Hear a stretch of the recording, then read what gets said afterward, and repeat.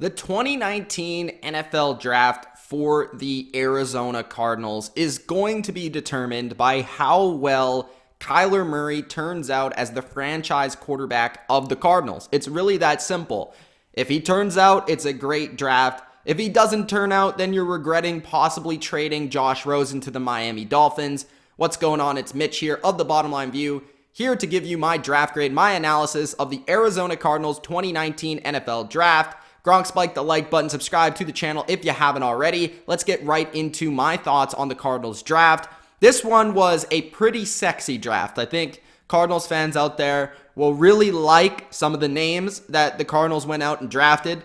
And I think they addressed a lot of their top needs. Certainly one of their top needs was quarterback, but outside of getting the stud at number 1 overall, Kyler Murray, who I personally love. I know there's some skeptics out there. There's some people that don't think Kyler Murray can transition from the NCAA and college football to the NFL and really have success. Well, to me, he is the closest thing we've seen to a Russell Wilson. Yes, he's not as chunky in the leg department. He's not as stocky, but he is a baller.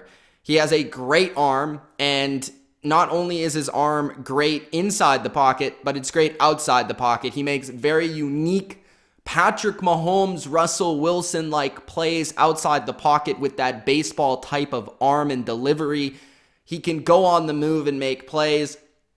He's a great runner. He has the best vision I've seen as a running quarterback since Michael Vick, and that's not taken lightly because there were a lot of pretty great running quarterbacks, including Lamar Jackson last year, that I feel Kyler Murray is better than in terms of just pure scramble ability. Kyler Murray, he just has a feel for football. He has a feel for sports in general. He's just a pure athlete, and I think he's going to have success in the NFL, no matter if he's small or not. I'm not really concerned about his height. I'm more concerned if there is one flaw, if there is one concern, it is his weight. He needs to make sure that he is at a good weight, that he can take hits and he can sustain success in the NFL. But from a technical talent standpoint, it doesn't get much better than Kyler Murray. The guy is an absolute baller.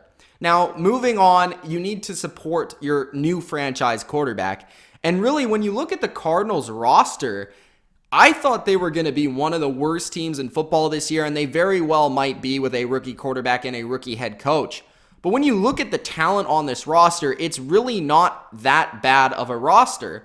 They drafted some pretty decent players here this year in the 2019 NFL Draft, and this could be a completely flip turnarounds type of draft for the Cardinals. If they nail this draft, this could be the draft that sets them into the future as a contender in the NFC West and the NFC if Kyler Murray pans out and if some of these receivers pan out and possibly a couple of these defensive players.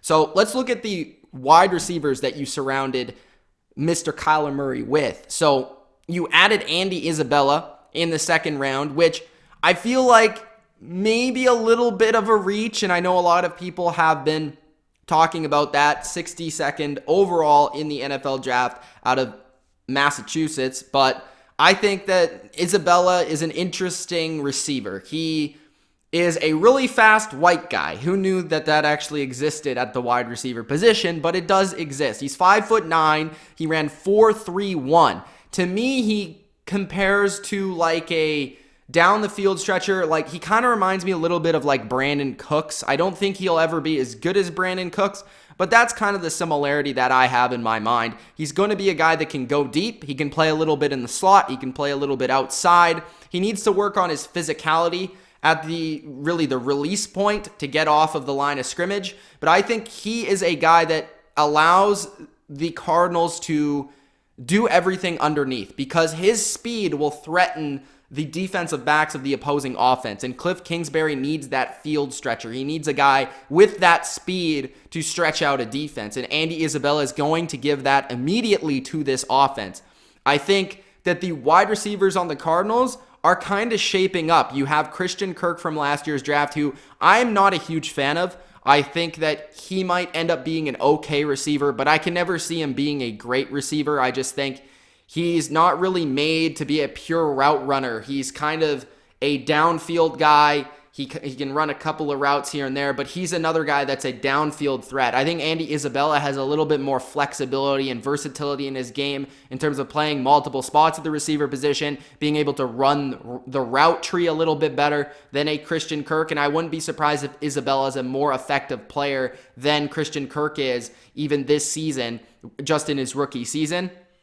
You still have Larry Fitzgerald for one season, so he can help both Andy Isabella and Hakeem Butler out. Hakeem Butler is the guy that I think is the most boom or bust of this class for the Cardinals, and possibly of the entire wide receiver class. He was a guy that some people had in the end of the first round, some people had in the fourth, fifth round. He ended up being taken in the fourth round, which I think is a steal because I think Hakeem Butler has the skills to be a very good receiver. He's great with the ball in the air and going up and getting it. He is very tall. He has kind of the measurables that you want. Kind of like reminds you of a Michael Floyd of what the Cardinals used to have. He's 6'5", 227.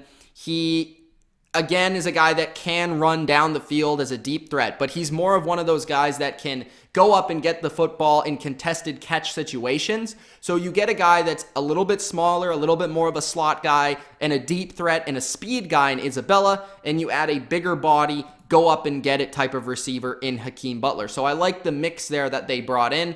They still have Chad Williams, Kevin White, a couple other guys that are fighting for positions. Nobody that's really going to wow you or anything from the Cardinals wide receiver core, but these receivers are starting to form what Cliff Kingsbury wants at the wide receiver position. And if he can hit on either of Hakeem Butler or Andy Isabella as a pretty good, at least starting caliber wide receiver, you have a pretty good combination between Kyler Murray and one of these receivers, and hopefully both of these receivers. I think they both bring different things. They both can be successful. They also selected Keyshawn Johnson. No, not that Keyshawn Johnson, a different Keyshawn Johnson, a little bit later in the draft. So they went with 3 different receivers. This was a huge need for the Cardinals, but they went with 3 different receivers. He can play both in the slot and outside. He just brings a little bit more versatility. He was very successful in Fresno State as well. He had 95 catches for 1,300 yards in 2018.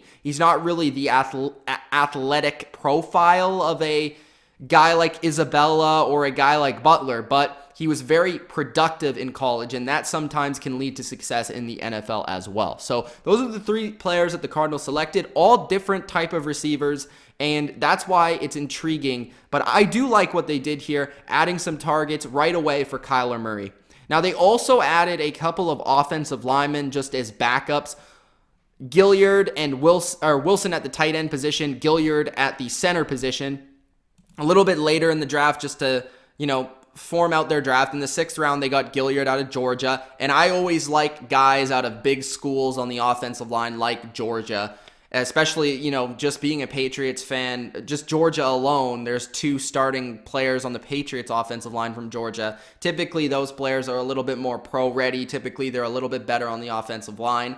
And I don't mind taking a shot at a guy from Georgia on the offensive line, a center in the 6th round. I don't mind it at all. And then at the tight end position, I kind of like Ricky Seals-Jones right now as their starting tight end, but they added some depth there. They also have Charles Clay, who they signed formerly of the Buffalo Bills and the Miami Dolphins. He signs as well as a backup, but Caleb Wilson is another depth add for the tight end position. Now, moving to the defensive side of the football, I really like the pick of Zach Allen at defensive end. He gives them a little bit of a different body inside. Now, it's going to be interesting to see what the Cardinals do in terms of their defensive approach. They have Vance Joseph as their new defensive coordinator, and he is typically known to be more of a traditional 4-3 type of defensive coordinator, even though the NFL has kind of gotten away from that, and it's more about nickel packages, sub packages, and all that sort of stuff. When he goes to base personnel, he's mostly a 4-3 coach.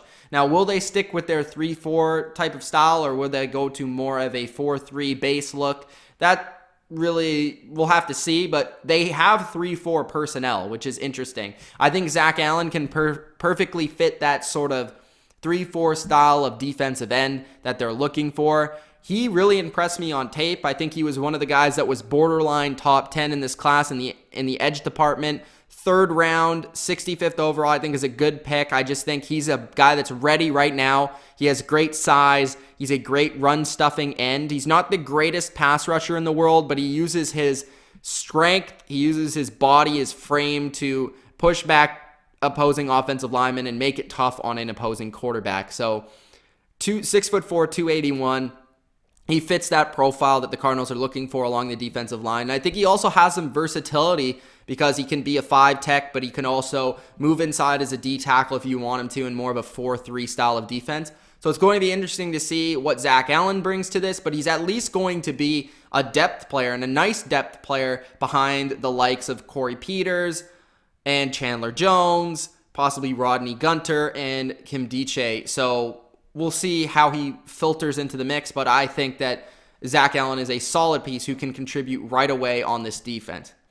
They also, just looking at their roster, they had great signings of Jordan Hicks. They brought in Terrell Suggs. They brought in Phelan from the Chargers. They have Brooks Reed.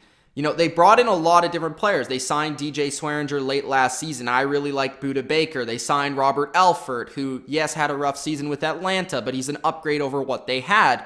And then they add Byron Murphy at the corner position in the 2nd round. So this is another nice pick. Now, I wasn't a huge Byron Murphy fan, more in the fact that I didn't think he deserved to be a 1st-round pick. And I indeed was right in terms of what the NFL thought. He's just not a very fast outside corner. He's not going to be a guy that can stick with number 1 receivers due to his speed in man-to-man coverage. That's just what I think. But I think he's a very capable zone corner. He is a playmaker. He's a great tackler. And I think he honestly would be ideal as a slot corner. If they could have him, possibly they'll have him start on the outside with Patrick Peterson and move Alford to the slot position, but they could possibly move, Murphy everywhere. I think he has that versatility in his game. He is a very smart corner. He jumps routes very well for interceptions. And yeah, he's known for his zone coverage more so than his man game because he's just not really speedy enough to go against number 1 receivers. But I do like the add of Byron Murphy because that has been a position of need for seasons, years for the Cardinals. And it's nice to see that they added Murphy to Peterson. And hopefully they're not going to trade Patrick Peterson at any moment's notice. But Peterson, Murphy, and Alford is a pretty good trio at corner, along with David Amerson and a couple other guys that they do have. And I like their safety combination. So really this defense is shaping up very nicely.